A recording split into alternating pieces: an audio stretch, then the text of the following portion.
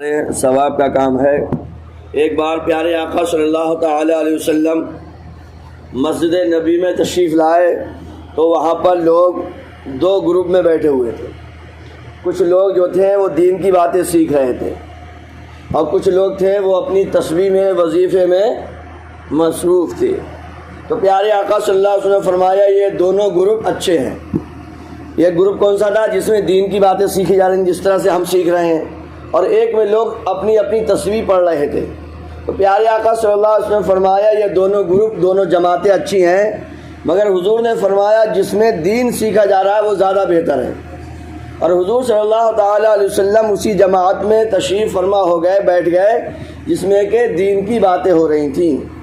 اور ایک حدیث پاک میں ہے پیارے آقا صلی اللہ علیہ وسلم نے فرمایا اللہ تعالیٰ نے مجھے معلم بنا کے بھیجا، سکھانے والا بنا کے بھیجا۔ تو علم کی باتوں کی بہت اہمیت ہے، اور پیارے آقا صلی اللہ علیہ وسلم نے فرمایا دین کی ایک بات سیکھ لینا، دین کا ایک مسئلہ سیکھ لینا یہ رات بھر نفل نماز پڑھنے سے افضل ہے، نفل نماز پڑھنے سے افضل ہے۔ یعنی دو بندے ہیں، ایک یہ بندہ ہے اس نے عشاء کی نماز پڑھی، عشاء کی نماز اس نے بھی پڑھی ہے، ٹھیک ہے، دونوں نے عشاء کی نماز پڑھ لی ہے۔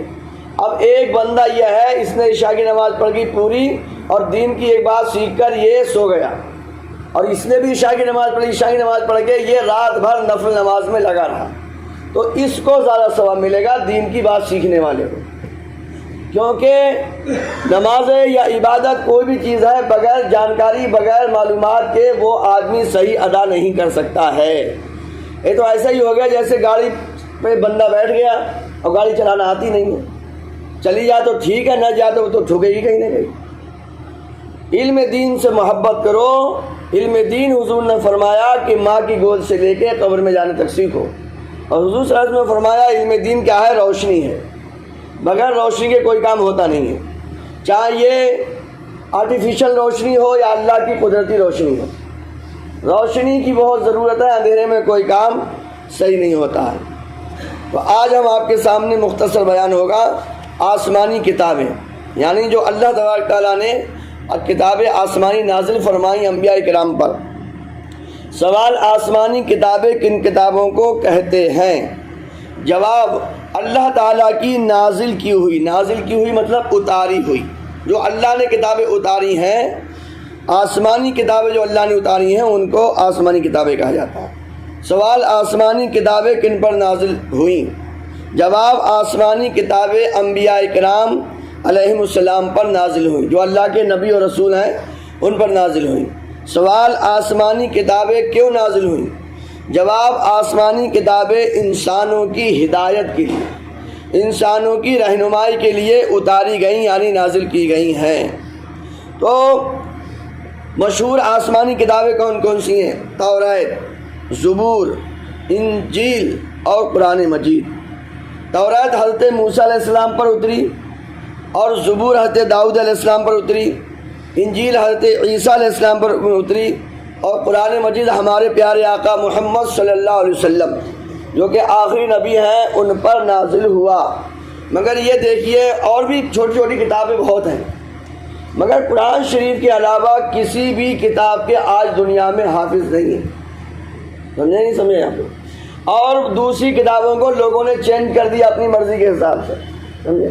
جیسے مثال کے طور پر فجر کے ٹائم انہیں نیند لگ رہی ہے تو انہوں نے پیسے دے کر کہا بھائی صاحب یہ جو ہے نا مسئلہ فجر کی نماز 12 بجے کر دو، 12 بجے تو نیند ہو جائے پوری، تو انہوں نے مثال کے طور بتا رہا ہوں انہوں نے فجر کی نماز 12 بجے کرا لی، اپنی مرضی کے سہولت کے مطابق انہوں نے دوسری کتابوں میں چینجنگ کر لی۔ اب کوئی اصلی کتاب نہیں ہے قرآن شریف کے علاوہ، قرآن شریف کے علاوہ کوئی بھی کتاب آپ نہیں کہہ سکتے ہیں کہ جیسی اللہ نے اتاری تھی ویسی موجود ہے، نہیں ہے۔ مگر قرآن پاک کا ایک ایک حرف ایک ایک زبر بالکل ویسا ہی ہے اور ویسا ہی رہے گا۔ کیوں رہے گا؟ اس لیے کہ اللہ تعالیٰ نے قرآن پاک میں فرمایا ہے ہم نے قرآن پاک اتارا اور ہم ہی اس کی حفاظت کرنے والے ہیں، ہم ہی اس کی حفاظت کرنے والے ہیں۔ تو یہ اللہ تعالیٰ نے وعدہ فرمایا قرآن پاک میں ہی۔ قرآن پاک سے محبت کیجیے، آپ محبت کریں گے تو آپ کی نسلیں محبت کریں گی، اور جس کو قرآن پاک سے محبت ہو جائے گی تو اس کی دنیا بھی چمکدار ہو جائے گی اور اس کی آخرت بھی بے مثال ہو جائے گی۔ تو ہمیں ضرورت ہے. ہمارے پیارے آقا صلی اللہ علیہ وسلم نے فرمایا, جب حضور صلی اللہ علیہ وسلم دنیا سے پردہ فرمانے والے تھے تو آپ نے فرمایا میں تو جا رہا ہوں مگر دو بھاری چیزیں چھوڑ کے جا رہا ہوں, اگر جو ان کو مضبوطی سے پکڑے رہے گا وہ سیدھے راستے پر رہے گا, وہ جنت کے راستے پر رہے گا. حضور نے فرمایا ایک تو قرآن شریف ہے اور ایک میرے گھر والے. جو ان کو مضبوطی سے پکڑے گا, مضبوطی کا پکڑنے کا مطلب یہ نہیں ہے کہ آپ نے یہ اٹھائی کتاب اور دل سے سینے 24 گھنٹے لگائے, نہیں.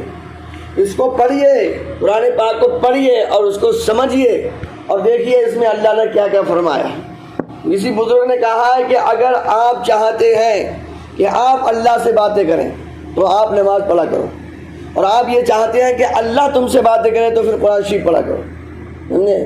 آپ یہ سمجھیے اگر آپ پڑھ رہے ہیں بسم اللہ الرحمن الرحیم, اللہ کے نام سے شروع جو بہت مہربان رحمت والا ہے, تو سمجھیے میرا رب مجھ سے کہہ رہا ہے میرے بندے گھبرا مت, مجھ سے بڑا کوئی مہربان ہے ہی نہیں, مجھ سے بڑا کوئی مہربان نہیں ہے, مجھ سے بڑا کوئی دنیا میں ہے ہی نہیں, مجھ سے بڑا تجھ کو چاہنے والا کوئی ہے ہی نہیں, اور میں حاکم الحاکمین ہوں, تمام بادشاہوں کا میں ہی بادشاہ ہوں, ساری کائنات میری پیدا کی ہوئی ہے. جب میں رحمان الرحیم ہوں تو تجھے گھبرانے کی کیسی ہو, ٹینشن ہو, پریشانی ہو, الجھن ہو, دقت ہو, قرآن پاک پڑھیے اور سمجھیے میرا رب مجھ سے باتیں کر رہا ہے. کتنا آپ کو مزہ آئے گا, سکون سے بالکل آرام آرام سے ایک ایک حرف کر کے پڑھیے اور اس کے ترجمے کو سمجھیے, ترجمے کو وقت سمجھیے. انشاءاللہ یہ دنیا کے تمام پریشانیاں دشواریاں ختم ہو جائیں گی. اللہ ہم سب کو قرآن شریف سے, دین اسلام سے محبت عطا فرمائے.